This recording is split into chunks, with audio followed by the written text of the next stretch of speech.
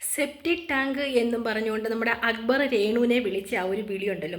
രേണു പറയുന്നതെന്ന് വെച്ചാൽ കേരളത്തിലെ മുഴുവൻ അമ്മമാരെയും അതുപോലെ വിധവകളെയും അങ്ങനെ മൊത്തം ആൾക്കാരെയും ചേർത്തിട്ടാണ് പറയുന്നത്. കാരണം എന്താണെന്ന് വെച്ചാൽ ഞാനൊരു വിധവയാണ്, ഞാനൊരു അമ്മയാണ്. അപ്പം എന്നെ ഇങ്ങനെ വെറും മോശമായിട്ടുള്ള രീതിയിൽ സെപ്റ്റിക് ടാങ്ക് എന്ന് വിളിക്കുന്നത് ശരിയാണെന്ന്. പക്ഷേ രേണു സെപ്റ്റിക് ടാങ്ക് എന്ന് വിളിച്ചതിന് നമ്മുടെ അക്ബർ മാപ്പ് പറഞ്ഞിട്ടുണ്ട്. അപ്പം വീട്ടിൽ ഇന്ന് അതിനെ ചൊല്ലിയൊരു പ്രശ്നം ഉണ്ടാകുന്നുണ്ട്.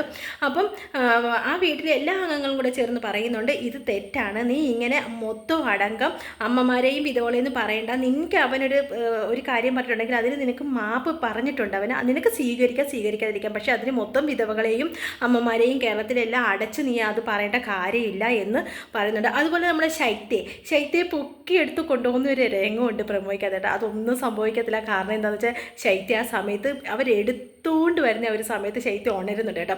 അപ്പോൾ എന്തായാലും അവരെ കൊണ്ട് മാക്സിമം അവർ ട്രൈ ചെയ്തിട്ടുണ്ട്. ഉറക്കം അളച്ചിരുന്നിട്ട് ശൈത്യയെ പൊക്കി അങ്ങനെ മാക്സിമം അവർ ചെയ്തിട്ടുണ്ട്. പക്ഷേ അതിനകത്ത് ഒന്നും നടക്കുന്നില്ല. അപ്പം നമ്മുടെ ഈ രേണു പറയുന്നതിനകത്ത് എന്തെങ്കിലും വാസ്തവമുണ്ടോ ഇല്ലയോ എന്ന് നിങ്ങളൊന്ന് മറുപടി പറയണം. അപ്പം എല്ലാവരും കമൻ്റായിട്ടൊന്ന് രേഖപ്പെടുത്തിയേക്കണം കേട്ടോ.